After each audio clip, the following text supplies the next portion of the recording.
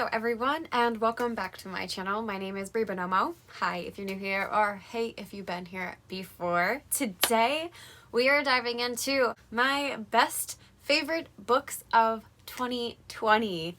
Without further ado, let's just jump into the video. Coming in at number 10, we have a thriller, and I read a few thrillers this year and this one just stood out among all of the ones that I read, and that was The Death of Mrs. Westaway by Ruth Ware. This is the third or fourth book that I've read that was Ruth Ware's, and I actually read two of hers this year. I read her debut in A Dark, Dark Wood, and then I picked up The Death of Mrs. Westaway, and I was obsessed with this book. It was one of these books that I literally couldn't put it down. I was listening to the audiobook as well, and I just had to like sit and listen and enjoy what was being told to me. This follows a young woman who doesn't really have many family connections. She runs a tarot card pawn shop type of thing tries to pretty much make the best of her life, but you learn pretty quickly that she has made a really bad deal with someone who will hurt her if she doesn't pay the money back. So when she has a letter that randomly shows up at her door saying that she's a descendant of Mrs. Westaway, who owns a lot of money and lives in a mansion and is going to be giving her money essentially, she decides to try to swindle it because she knows that she likely got the letter by mistake, but she desperately needs the money. So she goes and kind of starts to learn all of the family secrets that are wrapped up with Mrs. Westaway and her home. I absolutely adored this. I thought this was so well executed. The twists and turns were there at the right moments, and there was even some times where a few red herrings were where I was like, oh, I think this is going to be how it is. And then by the end of the book, I was just blown away because you knew that there were breadcrumbs and a trail that was there, but I just didn't pick up on it. I also just really thought the tarot component of this book was done so well. This is the first time that I've really seen tarot being a plot point a little bit, and because it's the main character's main point of income, I thought that it definitely, like, I read this book and was like, yep, you know your tarot deck. Even if you don't believe in it, you know what you're talking about. So I just thought that was really well done, and I really enjoyed this book. I definitely recommend this if you're looking for a good thriller and something that you can breeze through, because this took me no time once I started reading the book to finish it. In my number 9 spot, I have a book that I got for free through Tor.com's email program, and I am so happy they sent it my way because it ended up on this list, and that was the novella called Silver in the Wood by Emily Tesh. So this is a novella length. It's a very quick read, and it essentially follows two characters, one who is essentially the old man in the woods and another younger man named Silver, and it is their kind of connection and story where the old man is thought to be an urban legend of sorts, but no one really knows that this old man and the urban legend are one and the same, and he is kind of a true fae character and works to make sure that the woods stays safe for all who travel through. And Tobias, who is the Silver in the wood, so Tobias Silver, he comes and starts to have a fascination with this wild man and doesn't really know anything of him, but is just kind of fascinated, and they start to form a friendship and then something more. And I just really love this. It was such a fun and beautifully written book. I loved the fae lore. If you are someone who just really likes true fae lore, nothing against all the books that are kind of putting these new and fun spins on fae, but this really brings out a lot of the older stories and myths along with the fae, like the dryads and the wild men in the woods and the protectors of the woods and all that kind of stuff, and it was just so beautiful. This is a duology. I have not yet read the second book, but I was very happy to get my hands on the first book, and I will be continuing in the series, but I highly recommend it. Again, because it's a novella, you can get the ebook at a fairly decent price, and I would recommend you doing so. In at the number 8 spot is a book that I haven't yet talked about on my channel because I just read it in the month of December, but it definitely deserves a spot on this list, and that is Deal with the Elf King by Elise Kova. This is the first Elise Kova book that I have read, and it is a standalone fantasy novel. It's young adult, I think, but it has crossover potential with adult. There's an 18-year-old protagonist, and there is mentions of sex, but it's not really as in-depth on the page. I definitely think this is good for fans who like ACOTAR and The Cruel Prince and Hades and Persephone retellings, because this is like right up their alley. This book follows Luella, who lives in a small town with her parents outside of this other land where all the magical creatures reside, and the elves are the closest to her town. Every 100 years, an elf king comes to claim one human queen, as this human queen lives in this town and typically shows signs of magic. But we are actually already past the 100-year mark when the book begins, because the human queen has not been found and no women in the town have shown any kind of magical power until the events of this book start, and something happens that actually reveals that Luella is the human queen, but her powers were disguised from her for several years. So the elf king gets kind of mad, but he needs to restore the peace for both of their lands, and he sweeps her away into the elf land, where the story takes off from there. And there is a enemies to lovers romance, a very, very wonderful connection for the Hades and Persephone retelling, where magic is attached to the changing of the seasons. And this book was so fun.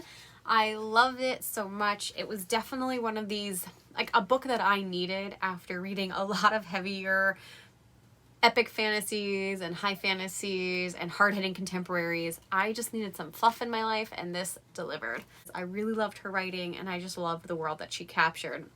So if you are looking for a fluffy fantasy, this one's your go-to. At the number 7 spot, I have one of my favorite books that did not come out last year. It is actually coming out this year, so this is the perfect time to talk about it, and that is The Initial Insult by Mindy McGinnis. I received this as an ARC, and I was so excited because Mindy McGinnis is one of my favorite authors of all time, and I was so excited to read a new thriller by her, and it was a thriller duology, which very much intrigued me from the start. This book follows two ex-best friends. You have Tress and Felicity. Tress grew up being best friends with Felicity until one day when her parents went to take Felicity back home, and they got into a car crash and vanished, and they were never seen again. Felicity was the last one to see them alive, and Tress is convinced that she must know something and has the answers to why her parents disappeared. So Tress decides to embark on an entire act of revenge by trapping Felicity in the basement of an abandoned building and burying her into the wall by planting bricks until Felicity tells her secrets. And that's all you should probably know.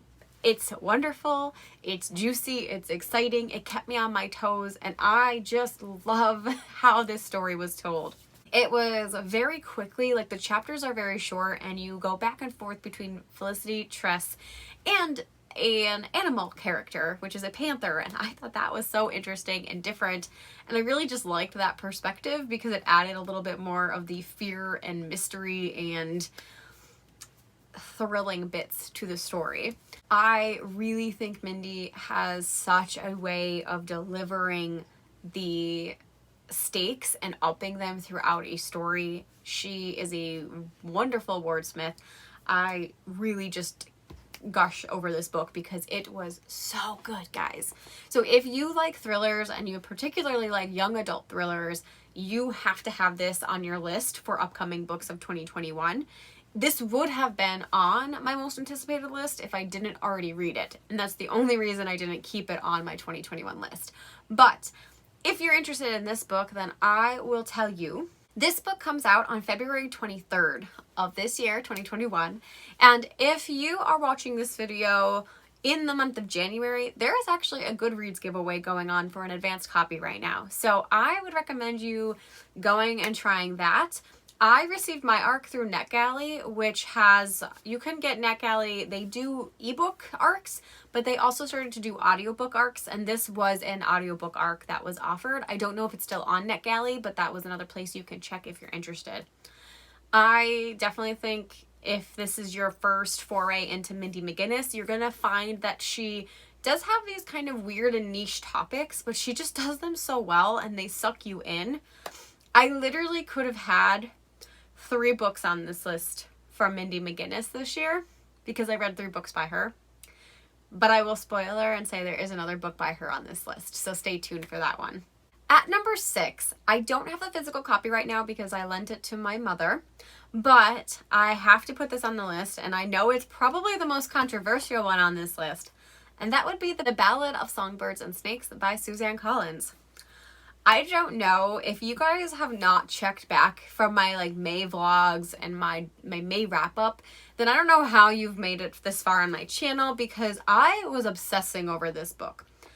So this is the prequel to the Hunger Games that follows Coriolanus Snow before he is ever the president of Panem, and it's following his journey as he is kind of a poorer citizen in the capital, and the capital is not really doing so well. So a lot of the citizens are very poor. So you kind of see this juxtaposition between like the districts who are very poor and like how they kind of titrate down, and then you have the capital where you can still be poor and looked down upon from other members in the capital. So Snow is one of these poorer families, and he is trying to work very hard to up his station and eventually secure a spot where he can restore his family's name and all the glory that came with it.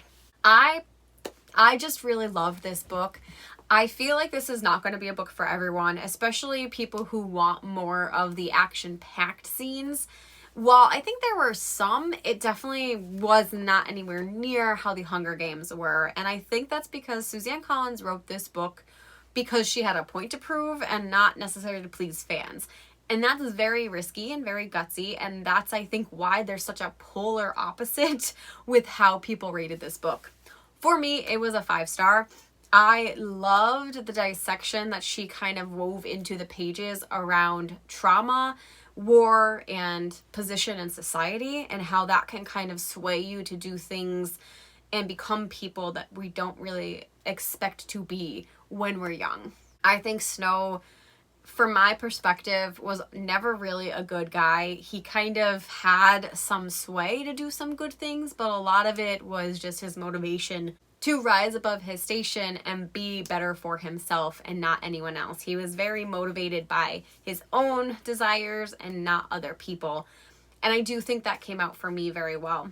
I also really liked Lucy and the implications that she had, and how just because you can be appealing and attractive and quirky doesn't mean that it's going to get you everything you've ever wanted. I also like how she juxtaposed Katniss in the other series, because I think Snow, seeing her a little bit, really set him off and kind of put him on edge.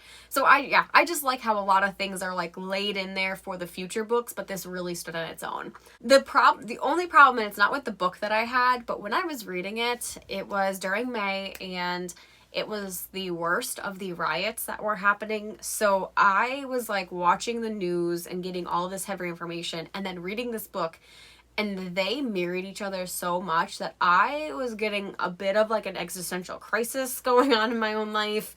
That was the worst of like my depression this year, when I really was just going stir crazy. I was stuck in my house.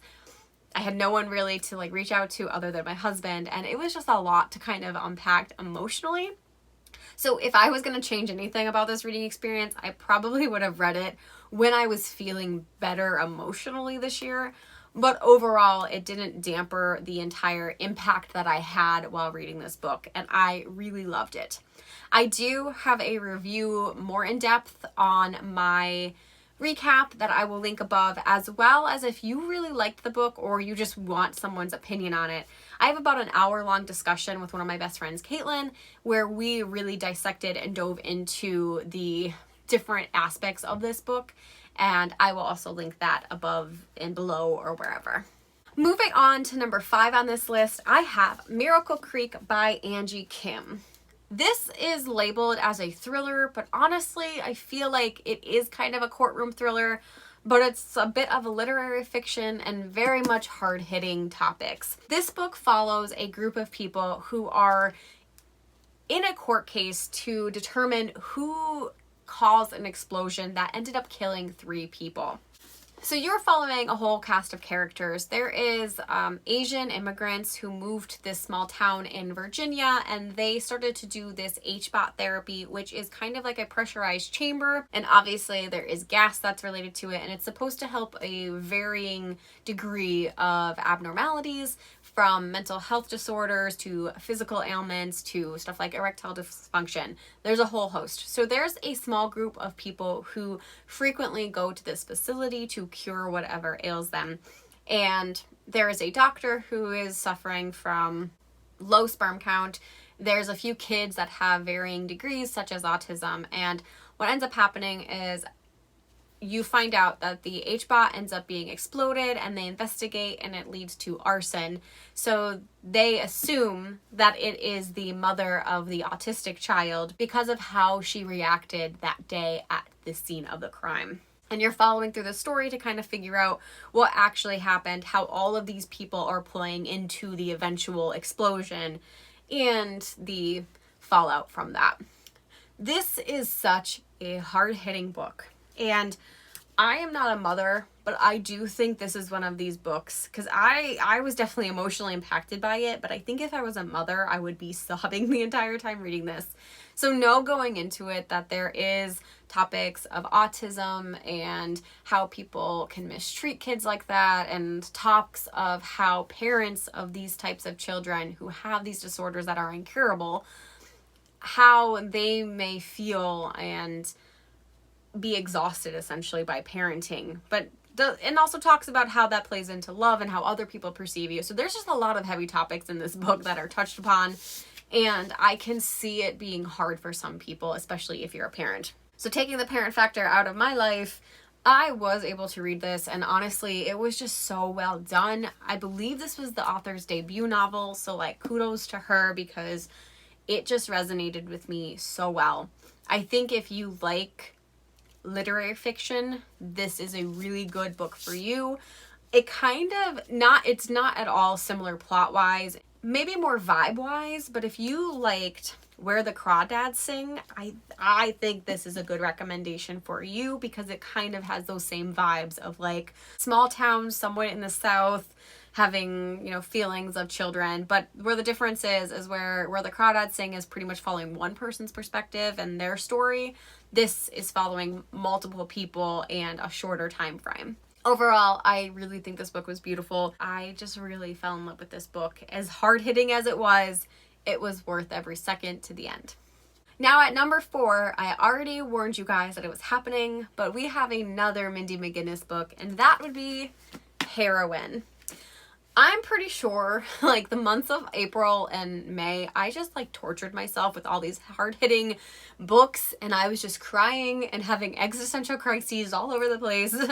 But Heroine was another one of those books. Heroine follows the main character, Mickey, who is a softball player and is one of the best on her teams, is about to be getting scholarships and offered for colleges, and her team as a whole is her support and where she excels. Mickey is very talented, but outside of softball, she really doesn't have a lot of friends, and her team is her life. So when we are following her at the beginning of the story, she ends up getting into an accident and breaks her leg.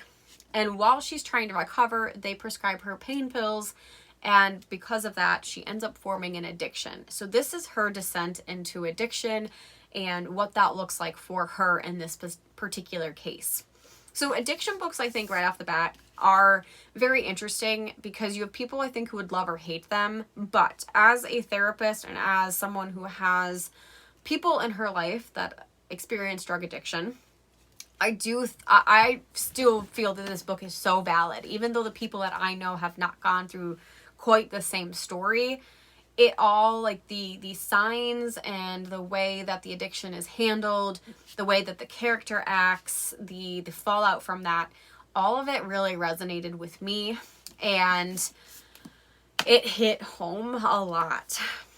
I think this book was I was really emotionally invested in this for 2 reasons, actually. As I mentioned, I know people, and I'm a therapist that has worked with teenagers who have had drug addiction, and some of them have been addicted to very strong drugs. And I also was a softball player, so the combining of these 2 areas was meant to find me as its target audience. And I sobbed a lot reading this, and I sobbed hard. I don't really cry too much reading books, but oh wow, did this one hit me hard. So it was really just that impactful for me. So I do think trigger warnings, like if you are someone who is not able to handle drug conversation, especially one that seems as realistic as this book makes it, then I might say, you know, skip this book. But if you feel like you can handle it, it is so well done, and it really gives you, I think, an honest glimpse into what this life looks like. I don't know what kind of research Mindy did for this book, but I definitely praise her because it seemed very spot on. Overall, I think the writing is something that is easy to pick up and understand, but she crafts her story in such a way to make it more powerful. And I can understand why people might not like this, but everything I feel is so intentional in this book. So even if you might not have written the story the same way as her, I think it needs to be told in this format. Overall, I highly recommend this. I don't know if I made sense because my thoughts were everywhere with this book as I'm thinking back to the emotional waves that I experienced while reading it, but overall it was so good. So if you are going to learn anything from this top 10 list, it's that you should go read Mindy McGinnis because she's a genius and I love her. Now we're into the top 3 books of 2020, and I don't think these are going to be any surprise just because of how much I have gushed about these. So again, we're going to try to keep it a little bit brief because I feel like this video is going to be longer than I anticipated. Anyway, the number 3 favorite book of 2020 is The Court of Miracles by Kester Grant. I have gushed about this book a lot. So basically, all you need to know for this book is that it is a Les Miserables retelling following the character of Eponine, or Nina, as she's referred to throughout this book. And it follows Nina as she is separated from her older sister, and in order to save her life, her sister makes a deal for Eponine to be taken to the guilds that are kind of like the underground of France, and Nina becomes a thief in the Thieves Guild. And since she's become a thief, this is Nina's quest for almost revenge and her way of trying to get back her sister who was sold into kind of prostitution, essentially. They don't ever label it as prostitution, but it's pretty much, that's what it is. So it's Nina's tale of her kind of navigating this entire lifestyle and trying to regain her sister's freedom. I think this book was beautifully done. I really never knew what was going to happen in this. There were twists and turns that I wasn't expecting, and at times the book kind of lulled as far as like there wasn't a lot of action going on, but I think it was done so well, like looking back, because like it would lull, but there was a reason for it lulling, and then it would come back later and you're like, oh my god, I can't believe this is happening. I just think this was so well executed. Again, this is one of these books that I just feel like you don't need magic to make a good story and still seem to be magical in some way. I think this is a great book if you like Les Miserables and you like Six of Crows. That's my 2 cents. I love both of those, so this was a no-brainer for me, and yep, we were in love. So if you haven't checked this out, I'm going to implore you to do so, or else you are going to hear me rant about it more often on this channel in the coming year. Okay, so I put Court of Miracles at number 3, but really my top 3 could probably be interchanged for a number of reasons because I have loved these books and was pretty much obsessed with them by the time I finished them. But at number 2, we are going to talk about A Deadly Education by Naomi Novik. So this book follows kind of like a darker version of Hogwarts. All magic users in this world are kind of hunted by these types of monsters that seek out the magic and want to pretty much eat all of them. So in order to kind of save the children, the adults kind of created this school, which is in its own realm away from our world. It's kind of like a pocket dimension where this school is. And they thought they would be able to keep their children safe as they learn their academics and get better at wielding magic. However, the school ends up being infested by monsters, and we land with our main character, Elle, as she is trying to navigate her junior year of school while learning all the magic she can, keeping a pretty heavy secret about her own magic abilities because she's a loner and she doesn't like anyone, and trying not to get eaten by the monsters that are plaguing the school. This was such a fun ride. I literally couldn't put it down. I wanted to consume every bit of this because I just think this is targeted for the adults who grew up with Harry Potter, and it landed very well because I was obsessed. I really liked the main character, as she was gray in some areas, but you can just tell that she was a good person who just hated everyone. And I feel like that's a mood for most people, especially after like you graduate and you get a job and you're like 29 like me, and you're like, yeah, I am a people person in some ways, but I hate everyone in other ways. And I just felt Elle encapsulated that very well. And I also liked the other characters that she interacted with. I thought the side characters were pretty well fleshed out, and I cared about them as much as I cared about Elle, because all of them were pretty much, it was a gamble of who was going to survive, if anyone was going to survive in this book. I really am excited for the sequel. I think Naomi Novik, she left off with one of the like worst cliffhangers that could ever be done to someone while reading a book, and my mind wanted to explode because of how upset I was, but like it also sets up the second book so well, so I am just very excited.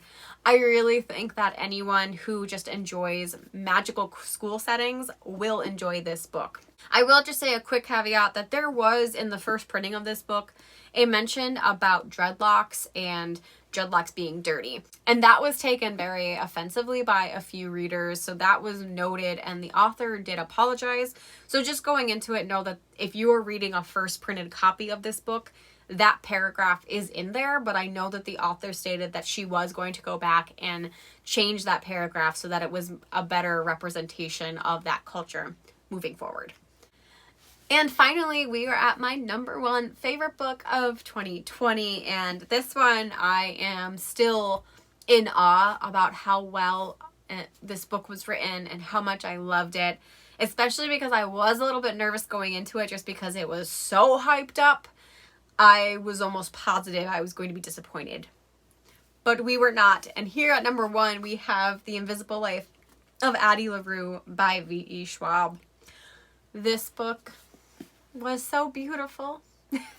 So this book, I'm not going to spend too much time on the recap of the book. Essentially, if you don't know, this follows a young woman who in like the 1700s France is trying to escape her monotonous, boring life, where she believes that she is just going to fall into the same pattern of all of the people in her town, of just kind of living a boring life, getting married, having babies, and dying. And she wants to escape that. So she ends up making a deal with an old god / devil type character, and he makes the deal so that she can live a long and prosperous life, with the condition that everyone she meets will forget who she is in the end. So no one remembers her name, and she cannot leave a mark on the world around her. So it is so well written. I really liked this book. It was a very slow book, and if you are going into this thinking that this is going to be a like fantasy adventure, that is not what this is. I would really argue that this is very close to a literary fiction book, where it is slow and meticulous, and you are following a character, not necessarily the story. I really liked Addie's character growth. I liked how she interacted with people and this old god who I don't want to say too much just because like of spoilers. I really think you should just go into it knowing the minimum. But it is in some ways a love story. It's some ways a story of revenge. It's some ways a story of living life despite obstacles in your way. And overall, it was just phenomenal. I love V.E. Schwab's writing, and she delivered with this book. In some ways, it's so poetic, and then in other ways, she knows how to like construct her sentences to get her point across. And I really just loved the adventure. The only thing that I wish there was a little bit more of was Addie's backstory and like the plots in time where we got, because I love them. I just wanted a little bit more at sometimes. But I also understand that if you extended it too much, this book could have felt like it would have dragged on and we weren't moving anywhere. So overall, I was just very much in love with this book. I think it is so worth the hype, and it's going to be one of my favorites, I think, forever at this point. So all in all, those are my 10 favorite books of 2020. This year was a really great reading year, especially after I kind of broke through my reading book slump that I was kind of going in earlier in the year. I just started consuming a lot of books, and honestly, this book, I could have gone on and on and on about all the books I really loved, but these top 10 were the ones that stuck with me the most, the ones that I still think about, the ones that I will revisit one day. If you are curious about all the books that I read in the year 2020, you can go down to my Goodreads, which is linked down below, and you can go check out my 2020 reading challenge, where it has all the books that I read and all the readings I gave them. On that note, if you have read any of these books, I would love to know your thoughts down below. Let me know what was your favorite, if that was on this list. And if you didn't read any of these books, or you read other books that were your favorites, let me know just what your favorite read was of 2020. And until next time, I'll see you then. Bye.